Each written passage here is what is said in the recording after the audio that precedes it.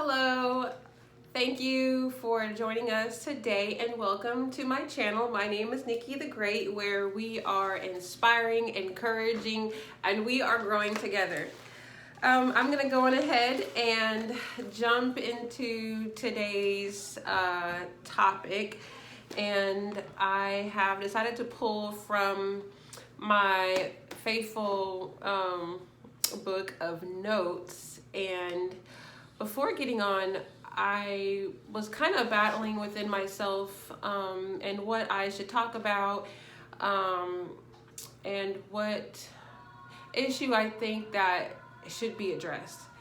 And I wanted to share with you a personal story to kind of guide us in the direction that I want us to go in today. I'm trying not to be too lengthy, but this topic is going to be entitled "The Spirit of Abortion," and I chose this topic here recently because I noticed a few posts of people on social media that they're young ladies, and they were kind of making a joke about having an abortion, and they were looking at it in terms of their freedom, and they were looking at it in terms of, "Ooh, I dodged that bullet." And I'm not going to be negative about those women. I just wanted to share with you my personal experience dealing with abortion and what it did to me. I didn't directly have the procedure, but a close friend of mine at the time did. And so I want to go on ahead and share that with you. Several years ago, many years ago, I hung out in the fast lane. I was a party girl, having a good time, smoking and drinking. And a close friend of mine had told me that she was pregnant. And when she had called me, I was under the influence. And so she told me, that she was pregnant. And she asked me, "What do you think I should do?" And so under the influence and being young, dumb, and full of fun, I'd be like, "Girl, ain't nobody got time for that." And so she's like, "You right." And she used to call me Rap. She's like, "You right, Rap, you right." And so she's like, "Well, I got a little appointment on Wednesday at, I think it was like in the afternoon around 2:00. She's like, "Would you take me?" And I was like, "Sure, I got you." I was coming from a place of complete ignorance. I didn't know about the procedure. I didn't know anything about that at all. I was completely ignorant. But I remember her coming to my house and us riding together to the abortion clinic. When we pulled up into the parking lot, it was located in a very secluded area. It had gates around it. The gates were, it was a big privacy fence. There was a buzzer, you had to be allowed in, and it really wasn't open to the public. So we pulled into the parking lot, and I had noticed a Latino woman, I'm not sure if she was getting in her car or getting out of her car, but I remember her just being disheveled and being flustered.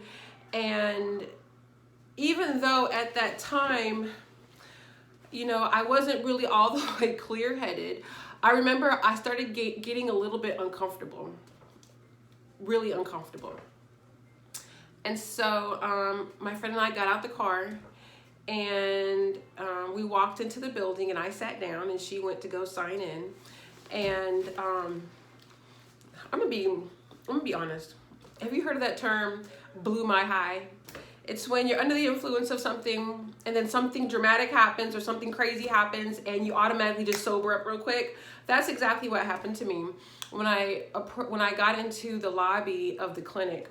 My high was blown, and what I saw was it's not just what I saw, it's what I felt in my chest. I saw an African-American couple, and the woman, she was clenching her stomach, and she kept leaning towards the guy and clenching and rubbing her stomach and leaning towards him. She was in agony, it seemed like. And he had the disposition of, look, you about to go up in here and I'm not trying to hear. He had that type of disposition to him, and she just, in her body language, was just kind of begging him to allow her to not do this or go through with this. The Latina woman by then had come back into the lobby, and she sat down with another friend of hers.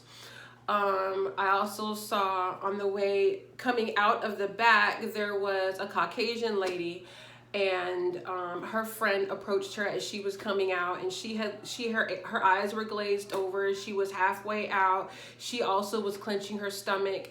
And when she had came out the back, there was a door that was open, and I was able to see the physician, and he had on like a white lab jacket, and he was sitting on a stoop or on some steps, and he didn't look right either. And so I was so scared. The environment of that lobby, I was so scared. I was so petrified. I couldn't even move. And the more women I saw go back, and the procedure is fairly quick. You would think it would take hours. It doesn't. It takes just a few minutes. They would call those ladies back there, and they would, I guess, give them something or check to make sure that they were officially pregnant. They would send them back to the lobby, and then they would go back for the actual procedure. And I must have seen that at least 3 or 4 times while I was there. I saw the women go back there. I saw their countenance when they went back there, and I saw their countenance when they came out. And what scared me the most was their countenance when they came back. They looked like a piece of them was missing, and they looked like they were in agony. And it was some of everybody that was there. There's white people, black people, there was Latinas there was Asians there. The spirit of abortion does not discriminate. It is not racist. It does not care. And that spirit of abortion is like death hovers over it. And my friend, she was sitting next to me while I was soaking and absorbing this whole thing in. And I was so scared. I couldn't even say anything to her. I couldn't stop her. I couldn't say anything to anybody. I just was so scared. And I loved her. She was my friend. Her and I had been friends for a long time. I wanted to tell her how I felt, but I was so frozen in fear and so caught up in that spirit that I couldn't even do anything but just sit there. So she was I can feel she had like this negative energy. She was kind of shifty. She was nervous.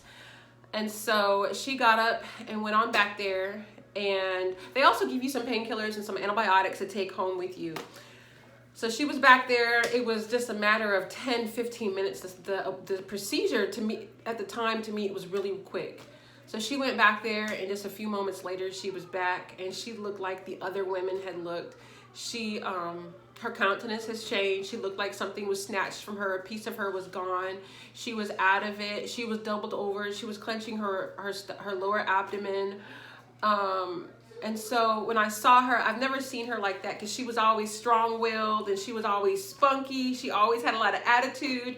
And to see all that gone from her, I saw her and I froze again. And so the nurse that was with her knew that I was there with her and called me over, and I went over there, and the nurse and I exchanged places so that she was using me as some stability, because she was still kind of out of it or whatever. And so the nurse gave me a paper bag. In the paper bag, she told me about the antibiotics. She told me about the pain medicine, if this and this and that and this, what to expect. And my friend at the time, she was just, I'd never seen her like that before. Words can't describe. And how, when you have a friend or a loved one that is normally really strong and rambunctious and they never show any weakness, and that's all you know of them, and in that moment when you see them when they're weak and they're not the person that you remember them as, it kind of just shocks you.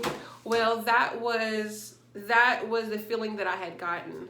And so I had took her to my car and got her in there, and while I was helping her in the car and buckling her up, she said, Rap, she said, that's something you don't ever want to experience. She said, I don't wish that on my worst enemy. She said, you don't ever want to go through that, Rap. And I said, all right. I didn't know what to say. So we went home, and I laid her in my bed. I gave her pain pills. her antibiotics, and she ended up staying with me for a couple days. And then I never forgot that experience. It is something that stuck with me, and kind of it still makes me feel like I was just as guilty as she was of the life of somebody. And so I'm not here to judge her situation. I'm not going to judge myself or come down on myself about it. But as I reflect on that, I reflect and I think about my feelings. I think about the spirit that was involved. And I think that us as a people, we have normalized that in a way. And every now and again, it's been several years. Every now and again, her and I will reconnect and have a conversation. She lives like 4 or 5 states over from me now. So we don't get up and, socialize and talk and hang out the way that we used to. But every now and again, she'll bring it up, and I know that and it's been over 12 years. It's been over 12 years.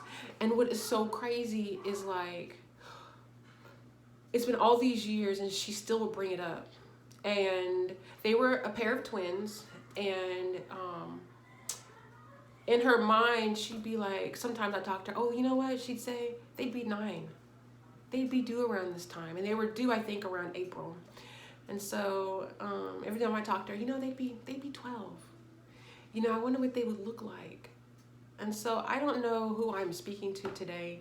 I don't know who is watching this, but I just wanted to share with you that let's not normalize leisure abortions. Let's not normalize us as women being inconvenienced, because I think a lot of times our society has groomed us to thinking that children are a burden, they're baggage, we're not ready for them, they're going, it's going to ruin our way of life. There's a lot of, I want to go ahead and say a lot of selfishness with it. Before I had my son, and before I started, raising kids or whatever, I used to think the same thing. I used to think that children are baggage.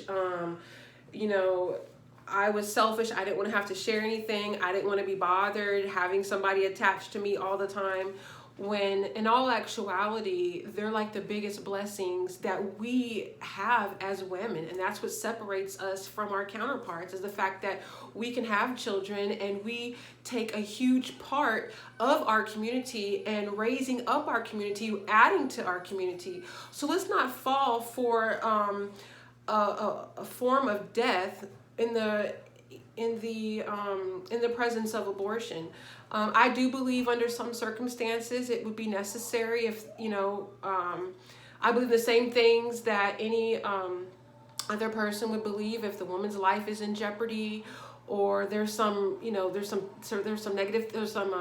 medical issues and stuff like that going on, I can see where it would be necessary. But if you're living it up and you're having a good time, it's a whole lot. There are so many parents, men and women out there that would love to have a baby.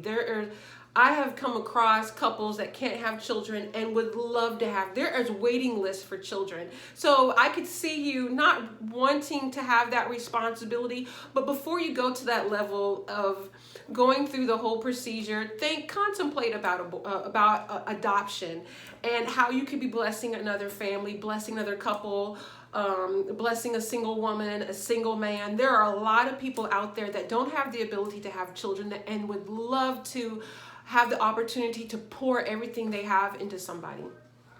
So with all that being said, I want to go on ahead and wrap up today. I had something else that I was going to mention, but it kind of just flew out of my head. I just wanted to share that with you. That was something that I'm gonna go ahead and say that experience. Have you ever had experience that was like so traumatic, but you kind of just kept it to yourself because you were embarrassed about it, or because people would judge you for it? So I wanted to share that with you, because when I saw those posts, when I was scrolling on my social media page, I was like, oh my goodness, they're desensitizing this entire thing when there's a lot of emotions connected to that. There's an entire spiritual world attached to that, and the spirit of abortion. And it's not to be made fun of. It's not to be a joke. It's not like one of the young ladies made a remark, not a remark, but she made a joke about, I went and had it on my lunch hour. That's how, and it's that quick. But at the same time, let's not take all our humanity from us. Like, that was, you killed somebody on your lunch break, girl. I mean, and you up here living up, and that's not acceptable. We have to do better as women. I think we really, really have to do better as women. Anyways, that's it. Again, my name is Nikki the Great. If you haven't already, subscribe to my channel. Please hit the notification bell so that you can be made aware of when I post another video. Thank you so much for your time, and you guys have to take care.